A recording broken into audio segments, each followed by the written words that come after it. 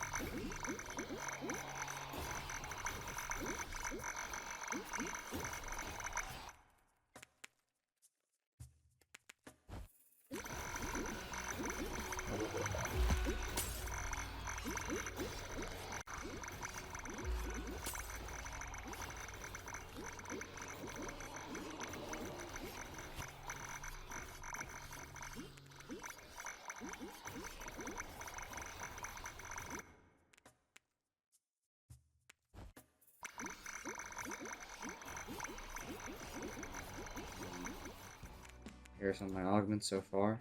You guys can pause and take a look at it. Savior Focus, Vital Strike, Bountiful Quest. I'm pretty sure Savior Focus would be more optimal if I took the reduced movement speed but greater damage one instead. However, this run has gone on for probably like at least 10, 15, 20 hours at this point. But as you can see, I have 75% dodge. Even if I do get hit, Vital Strike heals itself instantly with 1,130% crit damage. You're also talking 1,600 armor, more or less. We're doing 2.4 million on average per second, with almost 50 billion accumulated total. We'll cross that mark. Our move speed is so absurdly high that I can just walk around, just complete the objectives as I desire. And obviously, once you complete take a certain number of augments, you have no more augments to take, and it just gives you common and rare upgrades. Spell. Now, this is solitary spell. I don't have the spell array to have our full arsenal. I think concentrating it all into one spell definitely makes the game easier. Some people have disagreed with me on this in the past, but I think that they are just misinformed. I don't know how they could possibly think otherwise. But I've changed some minds on that, and you guys can tell me what you guys think in the comments below. This is Plasma Infused Arcane Broadsword, and I'm about to reach level 10 on the character after this very run. I know the gold that you can generate in game for a run is logarithmic, so my friend who was actually with me partway in this run only got like 2,000 gold. When I could probably get 1,000 gold normally just from surviving until wave 1 or 2. And he quit at around wave like 5-6. Yeah, my computer's not the greatest, and I was already dipping to like 30, 40-ish FPS when it was around 5 or 6. And you'll see that the boss is not very difficult, especially if you utilize this section of the wall right here that I'm standing on. For the new boss, the bloated one, the one that flies around and uses his breath, like Kirby, you can just train him around this wall like this. And the way he operates is, if you're a certain range away, he'll use a certain ability. And you never want to be at medium range, because that's when he uses one-shot Tongue Lash into Body Slam. Now for the for Sulfus, the long one, or original boss, you could say, that guy is extremely easy.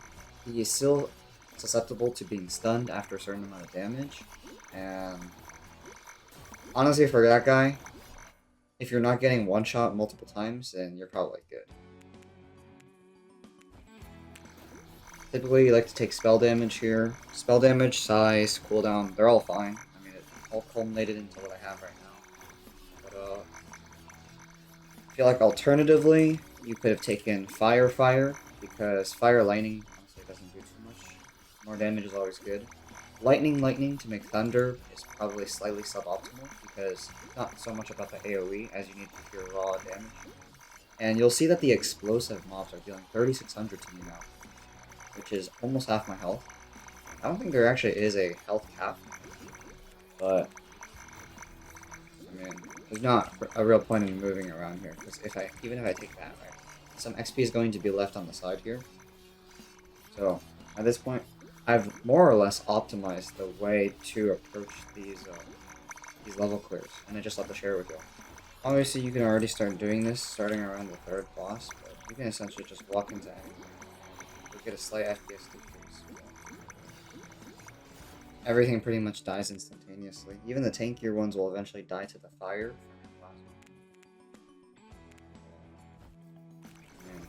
The swords are basically standing off screen at this point.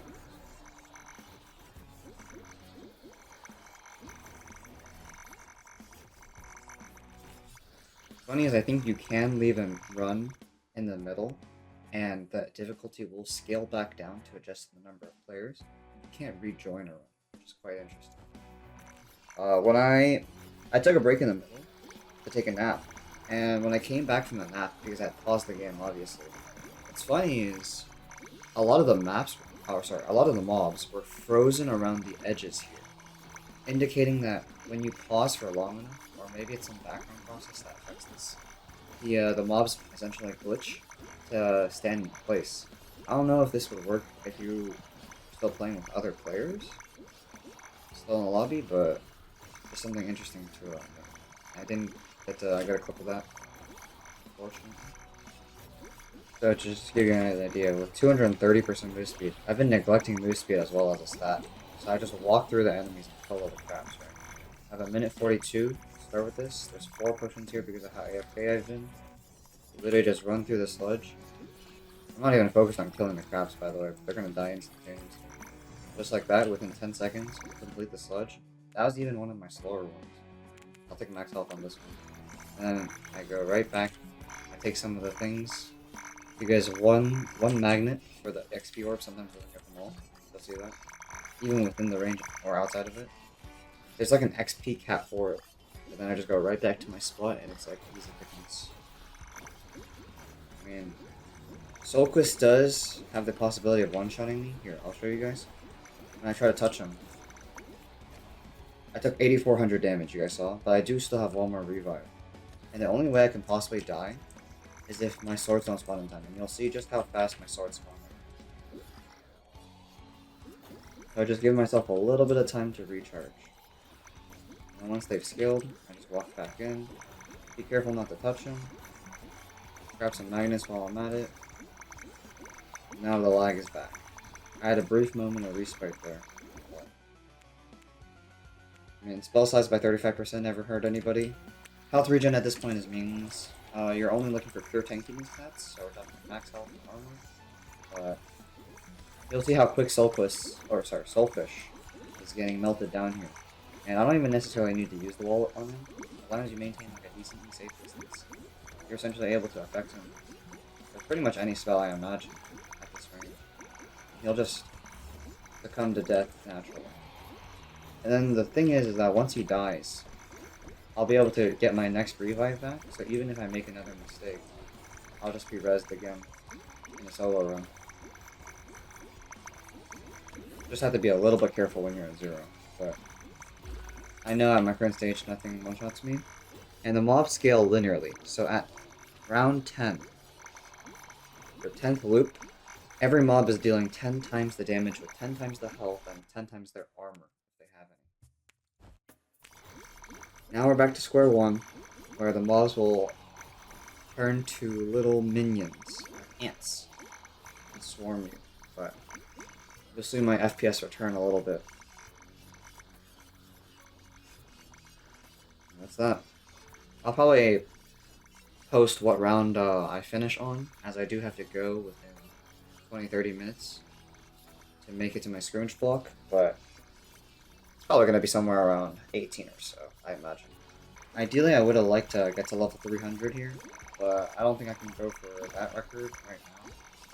Or I couldn't break past the 300 barrier, as I do have to go soon, but the thing is if I let it drag out to round 18, the problem is that the mobs don't scale hard enough or fast enough for me to ensure my death, so I'll have to quit. It just feels like shit. I'd rather go out with a bang, die on this boss of round 17. And I mean, like, even if I try to die here, right? Even if I try to die against these mobs, just look at how fast. Look at how fast I kill them, and I take damage too sparingly. You see how I dodge 3 out of 4 attacks? Quite unfortunate, honestly. I'm just dodging their attacks. Obviously, the giant crabs. Let's actually test the damage. Oh, he died instantly. Oh, he died instantly too. Dodged him. Okay, he died instantly.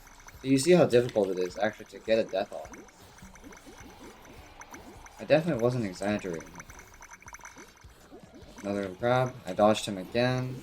I'm running towards the red crabs whenever I see them. And I still just cannot seem to take damage. Okay, that one died before I could get it. Got caught on a wall. Oh, did you guys see that one? That was a lot of damage. I think that was like 6,000 or 7,000 on the hit. But if it doesn't insta-kill me, then I will regen it. There's been bosses where I got hit down to like 1 HP and I regened it before the invincibility even wore off. Because every time you do get hit, you have a few, I want to say a half seconds of durability or invincibility where you're immune to damage. And just the last review of my stats before I go into this boss. 8,500 max health. 12 base health regeneration, quite low, didn't invest into it.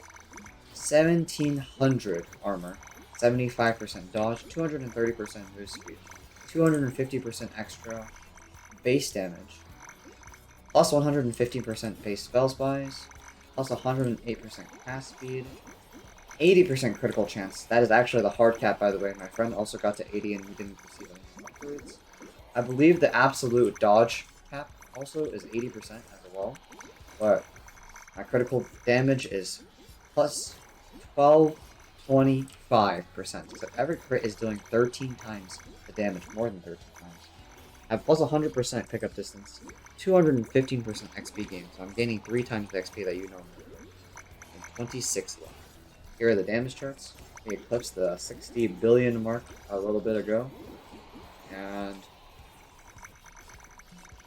hopefully it is the frog bloated boss. I believe it's a cog wall or something. Hopefully it's that boss, as I'll be able to show off the strategy that I use with these weapons. Before I have to go here. And it is Frogwa the Bloated One. And here we go. So basically, as I said before, use this wall. Right? And if he's going to suck you in, pause. I mean, you just use the wall as kind of a way to anchor yourself. There's ways to do it even without a wall, where you just lightly tap the directional input and you're able to resist it. And you see how I just am able to spear him through the belly here. Through the wall. And even if you find yourself on the same side as him, if you're within this range right here, he'll one-shot you. See that? 8,999 health. That's the one attack that you have to be careful of. And that's the only one that honestly poses a threat, because the others are only poke threats, mini damage. And here, within the 20-30 second window, I don't know how long it takes for me to get my revive back. I think it's around 2, 3, maybe even 4 minutes actually. But I will try to die once again. And you want to stay in this perfect range. However, I dodged this one. There we go. Died again. And there it is. A worthy sacrifice. Unlock the last skin outfit on Ludwig. And thank you guys so much for watching. As always, make sure to like, comment, and subscribe if you enjoyed. Until next time. Peace.